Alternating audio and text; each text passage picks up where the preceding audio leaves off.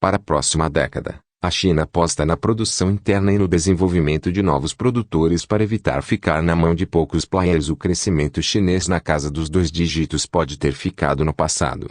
Pelo menos é o que indicam dados do Ministério da Agricultura e Assuntos Rurais da China, MARA, e a Academia de Ciências do Agronegócio da China, CAS. Eles apontam para um crescimento que deve cair à metade do que foi registrado nas últimas décadas, com uma média de 4,9% até 2030. Os números levantaram dúvidas sobre a capacidade de a China absorver a produção brasileira como faz hoje. O gigante asiático, maior parceiro comercial do Brasil, comprou 32,3% de tudo que o país exportou em 2020.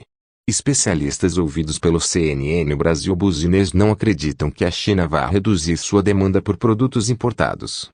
A principal preocupação para os produtores brasileiros deve ser o aumento da concorrência por um pedaço do mercado chinês. Aumento da concorrência. Alguns produtos devem enfrentar uma concorrência da produção interna da China, especialmente a carne de porco. Por conta da gripe suína, houve uma redução de produção chinesa e aumento de importação do Brasil. Essa produção vai ser reposta nos próximos anos, disse Wilber Barral, sócio fundador da BMJ Consultores Associados e ex-secretário de Comércio Exterior do Brasil. Ainda que a demanda por carne suína ao final de 2021 aumente 16,5%, como espera a China, a importação dessa proteína deve cair 13,4% por conta da retomada da produção interna. O mesmo vale para a carne de frango, com 35,5% de redução nas importações ao fim deste ano, segundo o relatório China Agricultura Outlook da Confederação da Agricultura e Pecuária do Brasil CNA, e a Investsp. A expectativa é que a queda na dependência desse tipo de importação seja estrutural, o que deve reduzir as exportações de proteína animal para a China, não só do que vai do Brasil, mas de qualquer lugar do mundo.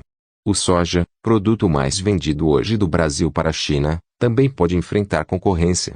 Em 2020, mesmo com a pandemia, a produção anual de grãos da China alcançou 669,5 milhões de toneladas, um aumento de 0,9% em comparação à produção de 2019. Em paralelo, o consumo de milho e soja ainda vai crescer 2,4% e 0,7%, respectivamente. Além disso, é possível que parte dessa demanda seja absorvida por um produtor inesperado, a África, que tem recebido investimentos da China para que o país asiático não fique nas mãos de poucos fornecedores. Hoje, os maiores produtores do mundo de quem a China compra são Brasil, Estados Unidos e Argentina. Ainda há limitações logísticas e até climáticas para plantar soja na África, mas é visível que o Brasil terá mais concorrência no futuro do que tem hoje, diz Barral. Bruno de Conti, diretor do Instituto Confúcio e professor do Instituto de Economia da Universidade Estadual de Campinas, Unicamp, concorda que o Brasil pode vir a perder volume de exportação para a China, mas não por conta de uma eventual redução no crescimento do país asiático, mas pelo que ele chama de desvio de mercados, com outros países desenvolvendo produtos que o Brasil exporta. Se forem feitos acordos entre os Estados Unidos e China, justamente para lidar com a guerra comercial, pode ser que comprem mais soja dos Estados Unidos do que do Brasil, avalia. O professor diz que, por mais que a China desenvolva tecnologia, vai continuar dependendo da produção externa em níveis semelhantes aos atuais. A China é um país muito grande, mas com uma área agricultável ainda muito pequena, em torno de 10%. Mesmo que essa área cresça com o uso de novas tecnologias, ainda será uma área proporcionalmente pequena, avalia. A expectativa para Conti é que a dependência possa até ser maior por conta de um crescimento importante de uma classe média urbana com uma dinâmica de consumo mais voraz e também mais diversa. A perspectiva para os próximos anos é que continue havendo um êxodo do campo para a cidade.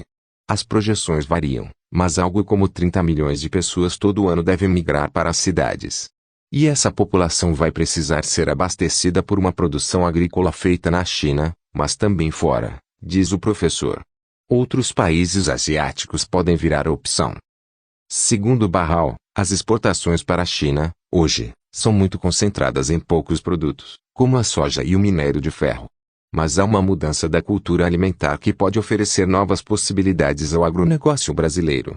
A China não era um grande consumidor de café, e hoje está se tornando um, diz Barral. O aumento da demanda por açúcar na China também pode vir a ser um novo mercado a ser explorado pelos produtores brasileiros.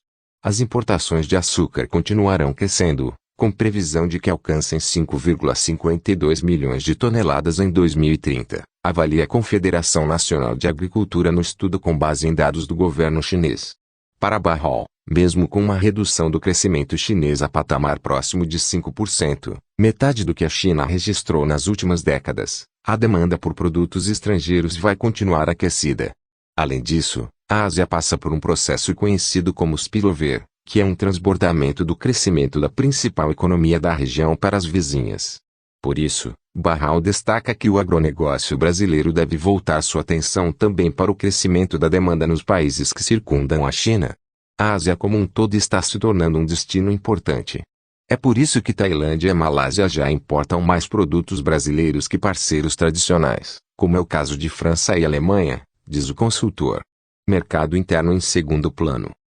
O professor Evandro Carvalho, coordenador do Núcleo de Estudos China-Brasil da FGV Direito Rio, destaca que a estimativa é que a China dobre sua população de renda média na próxima década e, portanto, tenha uma capacidade de consumo muito maior.